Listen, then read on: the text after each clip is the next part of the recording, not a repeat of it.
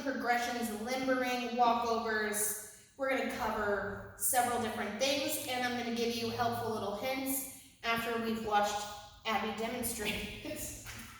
Or I might tell you beforehand. I think it might be easier for me to stand back here. Shoes on the track. I can because I'm the teacher. This is my track, but nobody else is allowed to wear shoes on this track. I can. Okay. So we're going to start with the basic front limber, which is a handstand into a back bend, immediately trying to stand up. If you're not quite there, just try to break it into pieces. Try to go from a back bend to stand up. Try to do a handstand into a back bend. Then try to get the momentum of it. The thing to remember that you really want to do is in the handstand, when you go into the back bend, really bend your back. When your legs land, shift your hips forward so that your hips pass your feet and you come up to standing. You want to keep your hands glued to your ears as you come up. Yes, so your arms come with you. You don't do this fun matrix-y thing when you stand up. So now Abby's going to demonstrate. Okay. She did the more advanced version, but it's okay. Which is, but that's why I call that a front limber too. That's why you were confused. But they call it an Arabian pike. Yeah. My terminology that I teach and the terminology that we are certified through is a little bit different. But just a regular handstand, like kicking up. Yeah. Handstand, back bend, so stand up. So that you would do that. And then you would do the Arabian that she did a second ago. Can you do that one again? So, up through a pike, land, stand up. It's about the same as going through an Arabian straddle, which she can do as well. So she's going to put her hands down, straddle through, and then land, stand up. It all has the same techniques, so still wanting to get into it. But in order to jump into an Arabian, you want to make sure you're bending your knees before you start, your hands go down, and then from there you straighten your legs. So you still need to have a very nice, very good push in order to get up. And then also you want to make sure your shoulders don't pass your hands. Keep your shoulders in line with your hands and get it nice and stacked. I guess we'll stick with front. The next stage will be to get a front walk over. So you're going to start with one leg pointing forward without weight on it. Your arms are going to, again, stay glued next to your ears. She's going to kick up into a handstand split. Then she's going to land her leg while the other one is still in the air. She's going to push her hips forward to bring her to standing and bring the other leg down. So you want to make sure you're going from this position to a handstand split, which is that position, Reagan. Yeah, that position on the wall, to this position on the wall over here with one leg in the air, and then you would stand up from that position. If you are bringing your legs together or they're closing or getting close together, you're not going to be able to land a front walkover.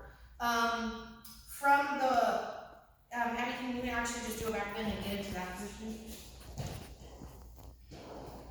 So from this position, she has to shift her hips forward in order to stand up. So that is what a lot of people miss when they try front walkovers, is that their hips don't come forward enough, but that leg definitely has to stay straight over her. Okay, front walkover. About as slow as you can, I guess, yeah. And then split, land, push forward, walk over.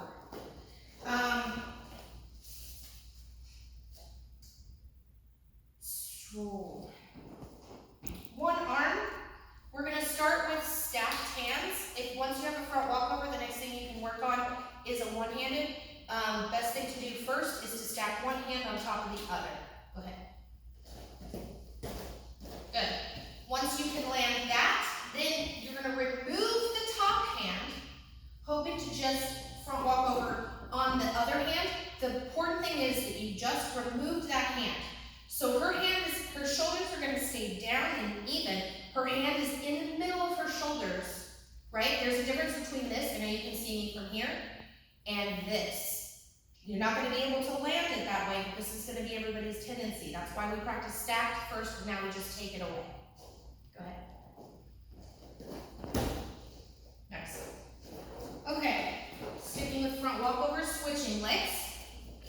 So what she's gonna do is, she's not even gonna get to a full split. What she's gonna do is get to an L handstand, stop her first leg, and let her second leg keep going and pass the first leg, and then she's gonna stand up in the same fashion with one leg in the air, pushing her hips forward.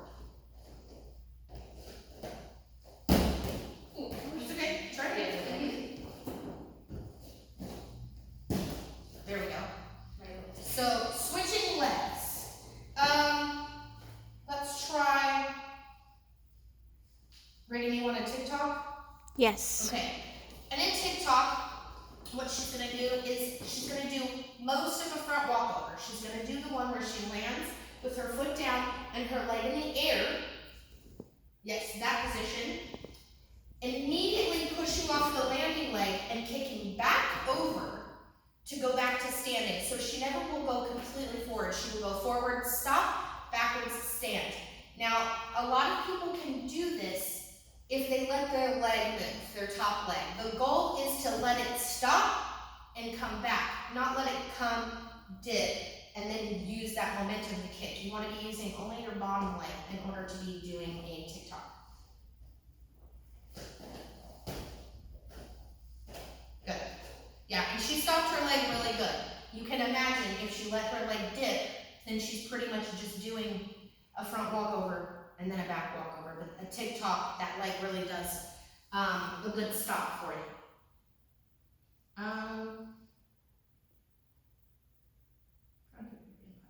We already did that. Okay. I think that's about most of the introductory front walkovers. Now we have all the back stuff.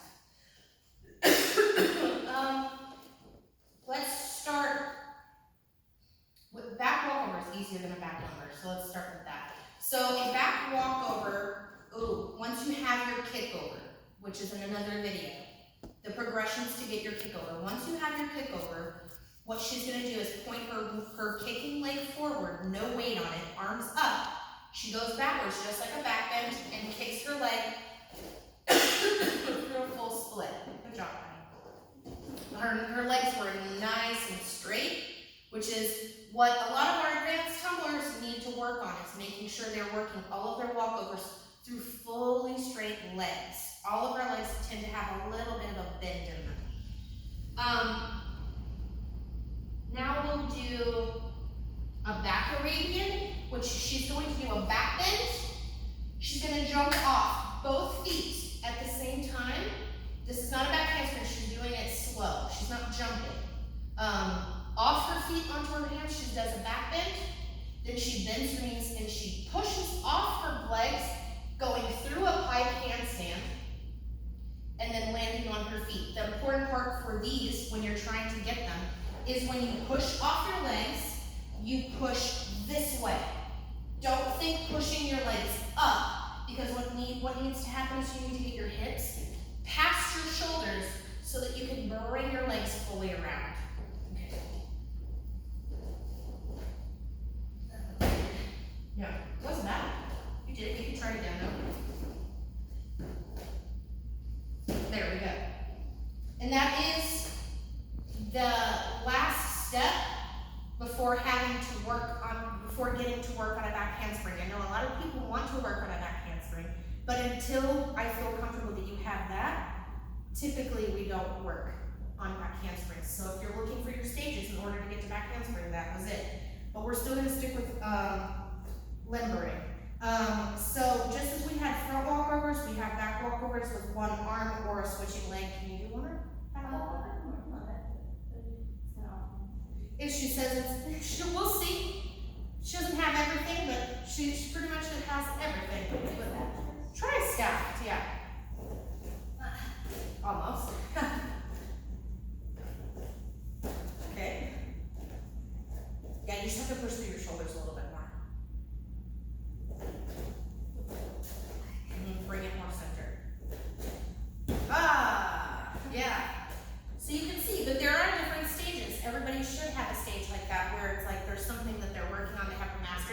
So now, I bet when this week, that's one of the things I bet Abby will be working on. I bet she'll come back and have her one-handed back walkover, because she knows that'll be like, oh, okay, that was one thing I was demonstrating that I didn't really have. Which is a good thing to think of. Think of what you need to work on at home and work on that. Switching leg, I know you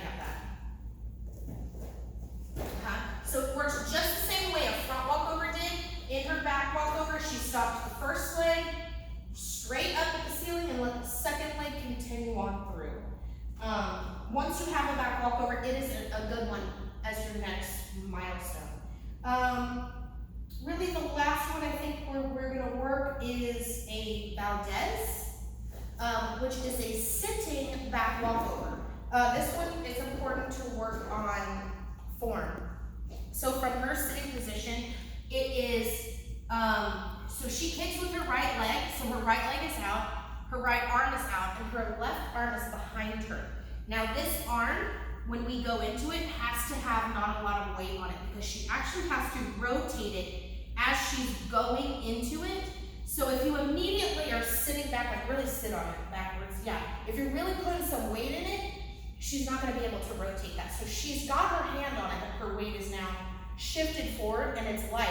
So in order we're just gonna go from here into a bridge, but in order to go from this is the first stage. Go into a bridge, and then just come back down. In order for her to get into that position, she had to push down into the ground with this foot and think about lifting her hips straight up to the ceiling as she's bringing this arm directly around and squaring it off. What you don't want to end up with is, put your arm out. A lot of people tend to do this. I'm going to go into it like that, right? So that's not what we want at all. It will knock your balance off if you try to kick. So make sure this arm is going straight back and staying square and not coming around. Just back to the bridge one more time. Back into the bridge. Once you're comfortable with that, okay, now go ahead and come down. Once you're comfortable with that, then you can work on kicking over. Now, any of the walkovers, back walkovers or anything like that, what I want to stress to everybody is, if you don't fully make it over, do not try to twist your body or contort your body to come out of it. You will always do better if you just let your body, your weight and gravity pull you back down to your feet and land back in a bridge. People usually get injured when they've done something weird to their body trying to come out of it instead of just going back to the natural position. Which would happen a lot with Valdez, because getting the push and kick timing is pretty difficult. So what she's gonna do is she's going to push down into the ground with her foot. She's gonna lift her hips, and as her hand is coming around to touch the ground, that is when she's gonna actively kick her kick leg, and then she's gonna go through a split and end up standing. There we go. So, remember, all of these things you can work on at home, and you use the stages, go get one stage, then the next stage. Don't think because you did something one time that you've mastered it. You're not ready for Valdez if you did your back walkover one time.